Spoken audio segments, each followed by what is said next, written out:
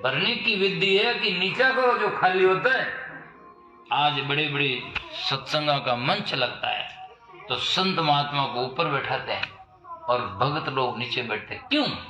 कि संत ज्ञान से भरे हुए हैं, इसलिए ऊपर बैठते हैं ताकि वो नीचे वालों में भक्ति आए, समा जाए, इसीलिए ऊपर बैठे। ऐसा नहीं कि मां नहीं बैठे, वो भरे हुए हैं इसलिए भरा हुआ बर्तन ऊपर होता है और खाली होता है वो नीचे होता है, तो उसमें वो वस्तु उसमें भरी जाती है, बल्कि ऊपर नहीं जाती है।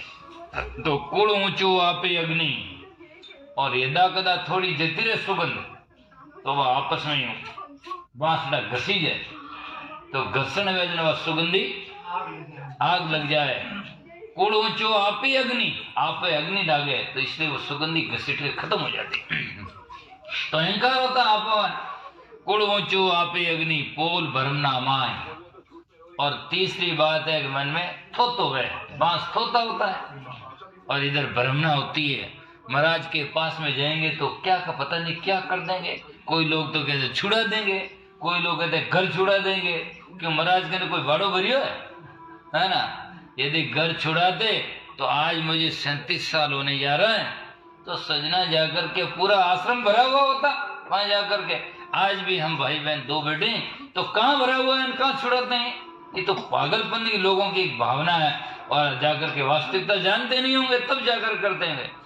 लेकिन और महाराज छुड़ाते नहीं है तो जन्म जन्मांतर से तुम छूटे हुए हो, वहां से जुड़ा देते। तुम्हारा घर यह है, जुड़ाते नहीं, छुड़ाते नहीं, जुड़ा देते हैं जहां से छूटे हुए हो। और जो जिससे छोड़ने की बात जो कहते हैं वो तो आज आप नहीं छोड़ोगे, एक दिन मृत्यु की टाइम जबरदस्ती छूट जाएगा।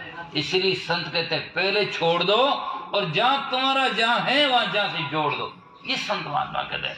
इस बात समझ में नहीं आती तो भ्रमना होती है। कई लोगों को तो प्रसाद दे तो निकल जाने को मंत्री और बाबू जी बुरकी भेजा है ना, पता नहीं बुरकी चली जाएगी है ना, तो इसे प्रसाद तक नहीं खाते हैं। वो तो कहते हाँ कहते हो कबीर मंत्री तो और ही चमकी है जाकर के क्या कौन है कबीर, हाँ ऑटोमेटिक वाटे तो गए तो सब छुड़ा दे ला। तो इसलिए पोल भ्रमना माई और भीतर गांठा कपटी ताते वेदे। और भी चली जाओ तो बांसुरा में एक एक पेरी में गांठ वे आ समझ सको। गन्ना रो डोको भी लो जट गांठ वे उनमें रस नहीं वे, गांठ में रस होता है। तो जिस आदमी के हृदय में गांठ होती है वह रस नहीं होता, वो निरस होता है। और जो गांठ नहीं है वह रस से भरा हुआ होता है। इसीलिए जिसके हृदय में गांठ है उसमें रस नहीं होता, प्रेम नहीं होता है, उसमें जाकर के सजना निरस होता है।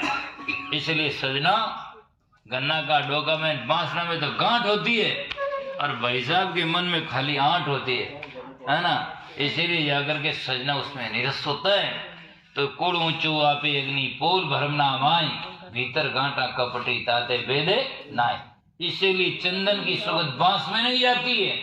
और जिसमें ऐसा भरमना है, कपट की गांठें हैं और ऊंची मजहब और संप्रदाय का अहंकार है, उसमें संतों के सद्गुण कभी भी नहीं जा सकते हैं। वो बांसुरी की तरह थोता रहेगा, बस थोता बोलता रहेगा और उसमें सुगंधी कभी नहीं जा सकती है। इसलिए संत महापुरुष कहते हैं कि नौका रूपी जान सत्संगा तामे सब कोई बैठो आई, और उपाय नहीं तिरने की सुंदर काटी राम दुहाई। नौका रूपी सत्संग है सजना। थोड़ा पानी होता है उसको पार करने के लिए आदमी तैर कर पार हो जाता है, लेकिन जब गहरा पानी होता है और लंबा होता है तो उसमें नाव का सहारा लेना पड़ता है, नाव के बिना पार नहीं हो सकता है। तो ये भवसागर है ना, इतना गहरा है, इसमें जाकर के सजना नाव के बिना पार नहीं हो सकता है। इसीलिए तो आपने भजन सुना, भजन सुना जिसमें आता है तुझे पार उतरना चाहिए, नावड़िया से मिल तो रहिए, नावड़िया पार उतारे इन भवसागर से वारे। तो तुझे पार उतरना चाहिए तो इस खेवटिया से मिलता रहिए। ये खेवट है जो सतगुरु भेदी है, ये जाकर के हमें पार कर देंगे। तो सजना संत महापुरुष इस प्रकार से कहते हैं तो नौका रूपी जान सत्संगा, इस सत्संग रूपी